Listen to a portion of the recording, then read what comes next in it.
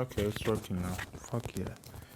Anyway, as I was saying, one could say, I'm stuck at home.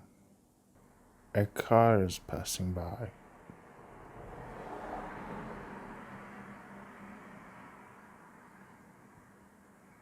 Oh, that was like really loud. I have no idea why is that. Anyway, it's 3 a.m. and I have like 20 theories I want to share before chapter 5 drops. This is gonna be a fast one, so buckle up. Is this how it's used? Probably. I'm too lazy to check anyway. Okay, the first theory is something I want to share since chapter 2 era. You know that real popular theory that Sans is actually from Deltarune? Yeah, I also believe that. And because of that, I don't think we're gonna see Papyrus. When everyone wants to surface, Papyrus asks Sans what that ball thing is. He doesn't know what the sun is. He never went outside of their home. So even if we see Papyrus, it's either gonna be in the dark world or after roaring. Like, we're not gonna see him at the festival, that's what I'm trying to say. Another theory is that there will be a secret 8 or chapter 0 thingy. And an extra chapter, if you will. There's like two reasons for that. First of all, there's a chapter 0 in the code. It could be just a placeholder or something else, but there's something like that in the code. I don't exactly know that either. The second reason being, at chapter 4's ending, Gaster says where halfway mark has been achieved or something like that. Is Gaster stupid? If there are 7 chapters, how could 4 be the half of it? That's what? Is Gaster stupid? He can't count? What the fuck? There needs to be 8 chapters. Dark worlds are also associated with water. So what I'm thinking is, what if, in the weirdos, we froze the dark fountains? What would happen? Or we froze the dark worlds? That's what I'm saying. Like, are we gonna do that? That would be interesting. Another theory is not exactly a theory, but something I have been thinking about it. The shelter. Why was the shelter built? Another motor is passing by. Go on.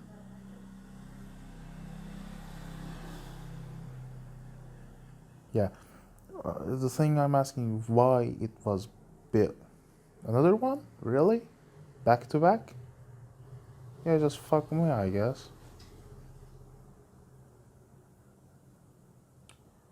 Yeah. What I... Okay, I lost my train of thought. What was I talking about? Yeah, shelter. What I'm saying is that why was shelter built in such a small town? I mean, is it prone to natural disasters or anything?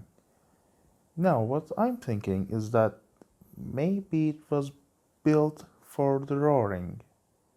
People seem to be deeply involved with their religion. You know, they must know about the prophecy and roaring and shit. So maybe the shelter was built for that. And maybe if the roaring happens, we're gonna see the townsfolk fled to shelter and they will see this friend image, Deb's friend inside me, Fanata orgasm, and 11 and copies are monochrome, and freedom is just a thing for big shots, and world is revolving, and they will all see it, and that was what our asgore was talking about. Another bike, what the fuck? Speaking of roaring, in the prophecy that we see, it specifically says worlds end, as in multiple worlds. do deeply believe that Deltarune's world will somehow turn into Undertale, or at least Sans and Papyrus will travel from Deltarune to Undertale as and move their ass. Maybe the world's end is not just light world and dark worlds and like two worlds, and maybe it's also three save files ending and we just have one save file Undertale. Wouldn't it be crazy, right? Also, what to deal with the past souls were about. You know, Birdcage and Chris's room was so a few B things. What was all that about? What are we gonna learn about that? Oh, that's crazy, isn't it? Speaking of crazy, some people say we will fight Gaster or friend. I disagree. I mean, we may not. I don't know, but I don't think they're. I mean, of course, we are gonna learn more about them. I don't doubt that. I just don't think like Gaster is something we're gonna fight. It's not something we can fight. I don't think that it would diminish his weight. Yeah, but just what if? What if? Let's assume we did fight. Since Gaster is associated with the color green, wouldn't it be cool if he turned our soul green and we couldn't move? And it's not like we have something to deflect the bullets then. So we just took the attacks. We just can't move. Because green. We're green. I mean, as if we're like so scared we can't even move. And ralsei, about him, some people theorize about what object he is. One of the most popular theories is he is the headband Chris used to wear. I don't think that. I don't think he is even an object. Because we see him travel. I mean, we don't see him, but we know he can travel between different dark worlds, or at least like within the dark world. He can travel in between dark fountains, go from one place to another without our help. Him being an object that Chris always carries doesn't make much sense. Otherwise, he wouldn't need to travel, and he would have a. He would already have a place he belonged to and would turn into stone.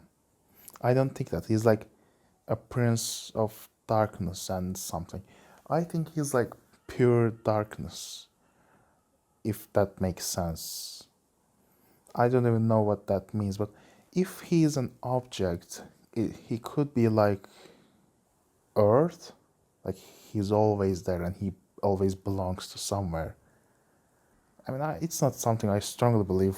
Shut the fuck up. Alright, I'm waiting. I'm waiting. Deltarune is waiting. Gaster is waiting. Who is not fucking waiting? I'm not waiting because the car passed by. Alright. Why would Kara do this?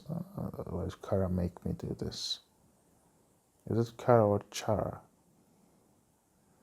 I mean, back when in 2016 I used to say Chara, but now it's Kara because it comes from character. Kara. Character. It's not character. Whatever. What was I talking about? Yeah, Ralsei.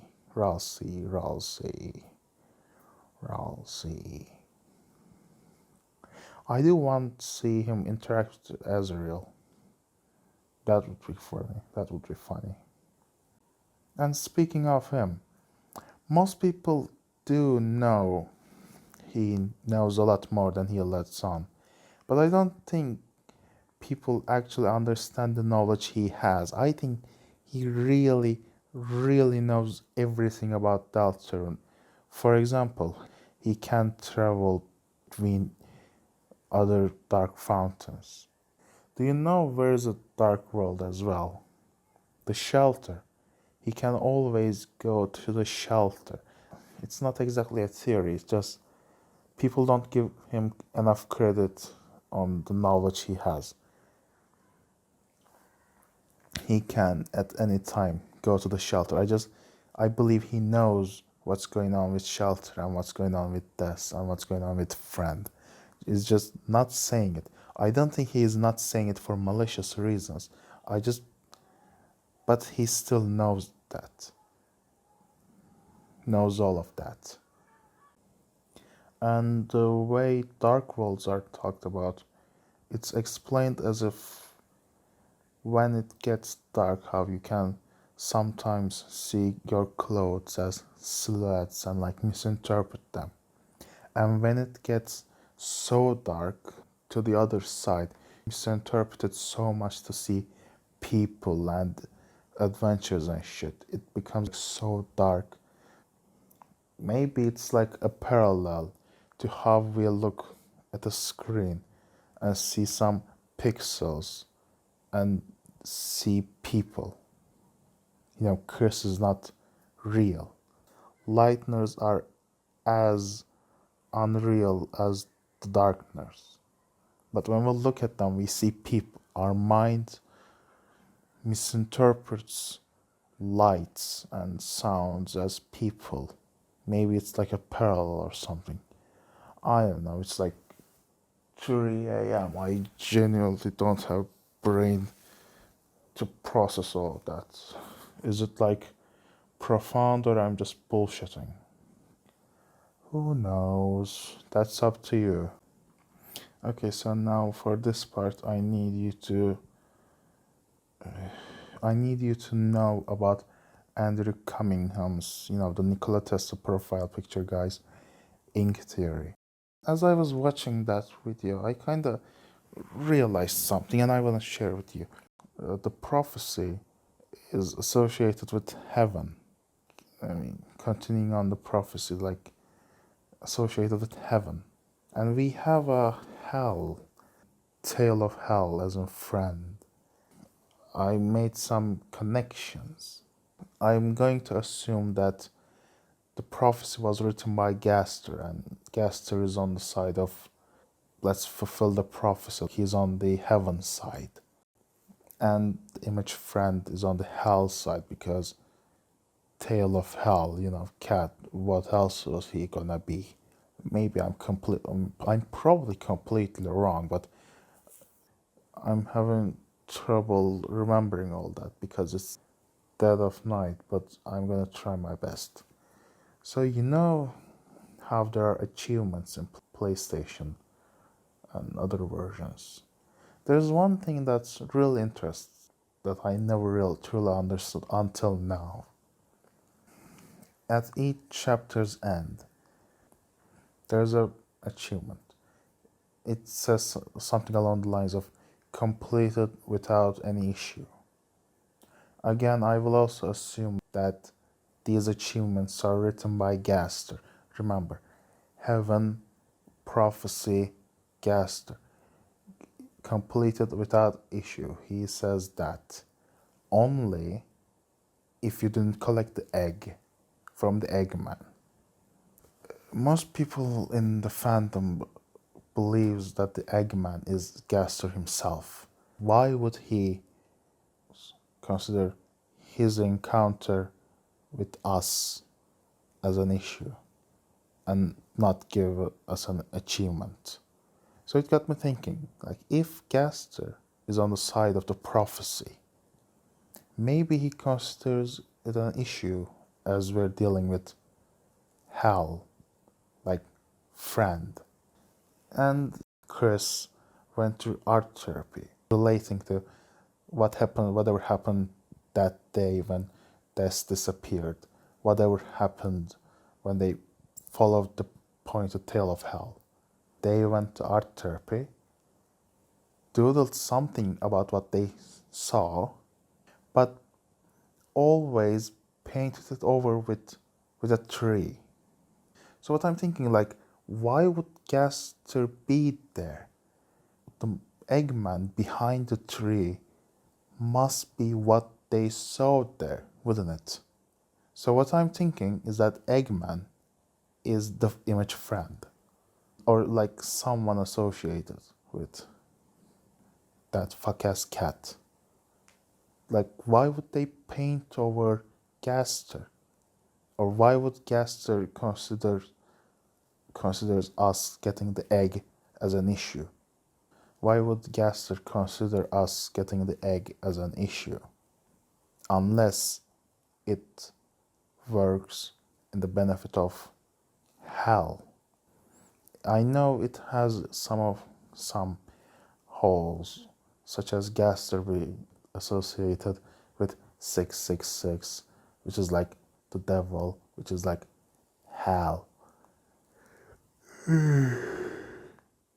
But it's something that always been bothering me, because like, why would Chris paint over Gaster?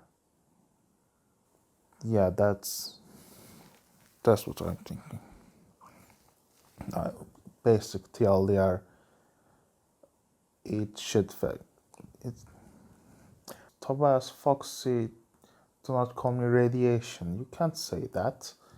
Anyway, what I'm saying is that Eggman is associated with friend, or he is friend, because Curse is painting over their trauma of them, and Gaster considers this problematic or something like that. And another thing, just like Eggman being considered Gaster, there's also a certain someone who's nearly universally believed to be the Knight. And I also used to believe that, but now I'm more split between 50-50. I'm used to be 100% on Death Knight side, but now I'm more 50-50 between Rudy. No way, it's Carol, by the way. The reason I'm equally split between Rudy and Death Knight is because the thing is, if Death is the Knight, it kinda makes the holiday adults, at least, like jerks, so to say. Because if Death is the Knight, then she's not lost, is she? And we do know at least Carol and Chris is working with the Knight. I mean, if Death is the Knight, doesn't it diminish her disappearance a bit if she is the Knight? I mean, she's not lost then. She's right there. And it's not like in a animalistic or a bestial state. They're clearly working together. And Knight is clearly aware of themselves. She's not lost then.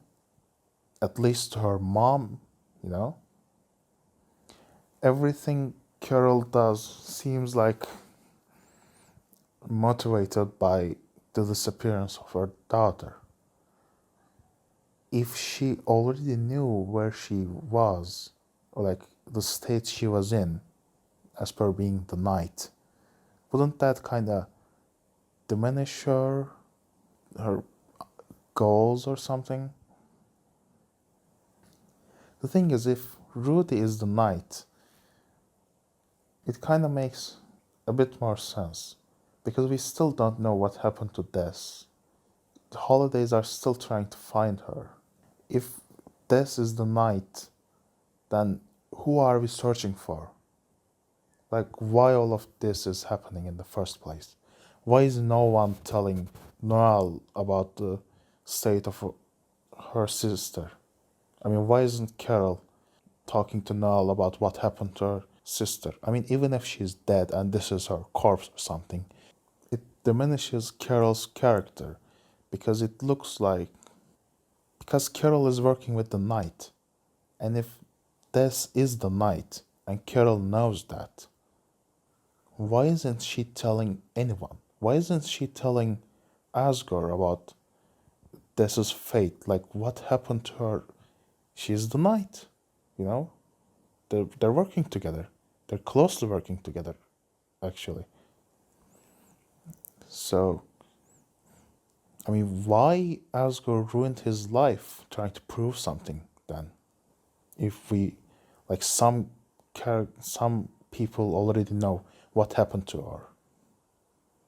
You know, she's not lost then. But if Rudy is the knight, then the Roaring Knight becomes a character that is trying to find their daughter. This is still lost. Carol becomes a character that's searching for their daughter, even if with harsh methods. Even though it's in the name Roaring Knight, we obviously see Knight's only goal isn't to bring the roaring. If they wanted to do that, they would have done many times over, as we can see. They can easily summon one titan who's stopping them from summoning bunch of them. So even if maybe they are still trying to bring the roaring, maybe it's like at a later date, but they're not trying to bring it now. So why are they doing what they're doing? If this is the knight, we still don't have an answer for that. But if Rudy is the knight, we do know why they're doing this. They're not trying to bring the roaring. They're trying to find their daughter. If this fate is already known, why are we trying to find her? Why is she the lost girl when we already didn't know what happened to her? The Holidays and Asgore are trying to find this, but it's clear that Carol and Chris already closely working with the knight. What is the evil group chat is trying to achieve then? If this is already found, then what's the point? Why are they doing all of this? I know there are some other defenses for Rudy Knight, but I'm not gonna do them. There are already many good videos summarizing their defense, summarizing their reasons. You can watch those. And one last thing, as we mentioned this, I want to ask something. You know, in chapter 1, the song called Don't Forget, is that Des singing to Chris or Noel? Like the lyrics would raise up your battles really similar to be a coincidence. Maybe we do know her voice then. I don't know, I think that would be interesting. And at last, my final theory. Back in 2018, playing the survey program, or chapter 1. The last scene was kind of crazy, wasn't it? Why would Chris get a knife and just smile creepily towards the camera? If they were just gonna get fucking pie. It doesn't make much sense. Like, why did we have such a cliffhanger? Knowing more about Chris and Deltarune as a game, I think that cliffhanger was just Chris fucking pranking us.